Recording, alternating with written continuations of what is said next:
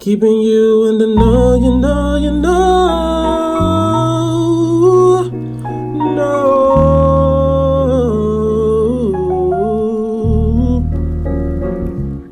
What's good, YouTube family? This your brother Wrld with another video. In today's video, I want to talk about the death of up-and-coming rapper Juice Wrld. Juice Wrld, born Gerard Higgins out of Chicago, my city, where I'm from. But pretty much, Juice Wrld was only 21 years old at the time of his death. He actually died a couple of days after his 21st birthday, family. So that's kind of crazy, man. Young brother was living a hard life. But basically, Juice Wrld plane was pretty much surrounded by federal agents once it landed at Midway International Airport. And according to sources, they found drugs. They confiscated drugs, guns. The rapper, him and his entourage were detained. And sometime around this incident, Juice Wrld started having seizures. It is believed that he might have ingested some type of form of drug to induce these seizures. But according to the rapper's girlfriend, the authorities asked her, does he have any type of medical issues and whatnot? And she pretty much said that he had a drug problem. He was addicted to painkillers, popping pills, Percocets, and stuff like that. And these rappers, man, be hanging around these entourages. I honestly believe that somebody on that plane was working with them people and probably tipped it off from the jump, but they already knew what was on that plane. Somebody probably that he thought was tight with him and his entourage probably was like, yeah, he got this, woo, woo, woo, and then they set it off. But it's sad that that young brother lost his life, man. It's very, very, very sad. And it's a sad reality that a lot of people like to sweep under the rug as far as the promotion of these drugs that's being used in hip hop. I mean, I remember a couple of years ago, Future had that song where in the hook he was talking about Percocets, Molly Percocets, you know what I'm saying? And that ain't nothing but that's destructive behavior, because they don't like to tell you, man, these drugs will really mess you up, like for real. They will really mess you up. And as you can see in this young brother case and other cases like him, a lot of people get addicted to these drugs and can't come back up from it. You get what I'm saying, family? And the thing about this, man, we gotta understand, man, a lot of these hip hop artists are promoting this destructive lifestyle. And a lot of the youth, a lot of these young brothers and sisters see this. And they embrace that lifestyle thinking it's cool. I seen so many videos. I seen a video where a young brother popped 7 pills and started, you know what I'm saying? He started tripping, you know what I'm saying? He was tweaking and shaking. You get what I'm saying, family? And it's a sad reality that hip hop, because hip hop is a powerful tool.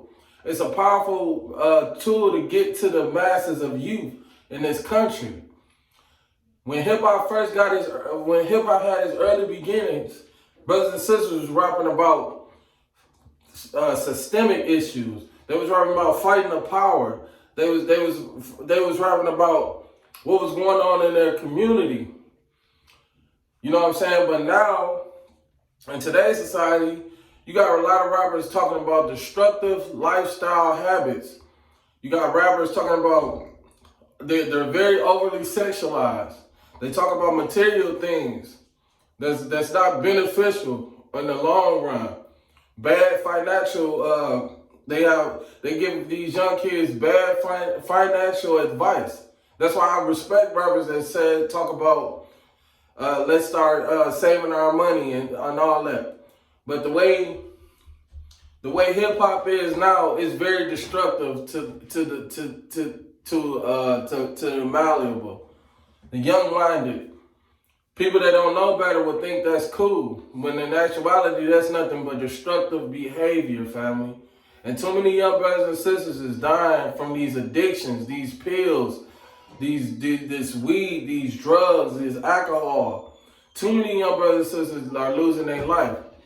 Sex, reckless sex. That's why a lot of these STDs all around here, because they think it's cool to glorify just having sex with anybody and not protecting your body, because your body is your temple. You got to be careful what you ingest in your temple. You get what I'm saying? You got to be careful what you eat, you know what I'm saying, who you lay up with, family. And unfortunately, a lot of these young brothers and sisters are losing their life because they think this is cool. And it's like, oh, so-and-so rapper talks about it. Oh, okay. But at the end of the day, that rapper is working in the interest of his corporate sponsor. You know, whoever is paying them. Half of the time, a lot of these rappers live a lifestyle that's contrary to the lifestyle that they promote on the screen, family. Come on now. We gotta wake up and realize what's really going on. But it's so sad that this young brother lost his life the way he did, man. Because I know a lot of young brothers and sisters idolize these rappers and listen to their music. You get what I'm saying, family? And at the end of the day, it's nothing beneficial in the long run when you constantly pushing out negative things, because people internalize that negativity and they think it's fine, they think it's cool. But at the end of the day, it's going to be more and more brothers and sisters losing their life. Mental illness is real, and a lot of young brothers and sisters deal with their mental illnesses by masking it with the drugs, the alcohol, with sex, instead of getting the help that they really need, the professional help that they need. All the drugs do is make you numb and void to the fact of what's really going on. Family, we gotta wake up and start teaching these youth about, you know what I'm saying, valuing their self. The brother was only 21, but according to people close by him, said he was strung out. That's crazy, man. That's crazy what's really going on, man. I remember it was a rapper that said, I don't know if it was Benny Siegel. It was one of these rappers. He was like, back in my day, the rappers was the hustlers. They was the ones that was getting off the product. You know what I'm saying? And he said nowadays, these young rappers are the junkies.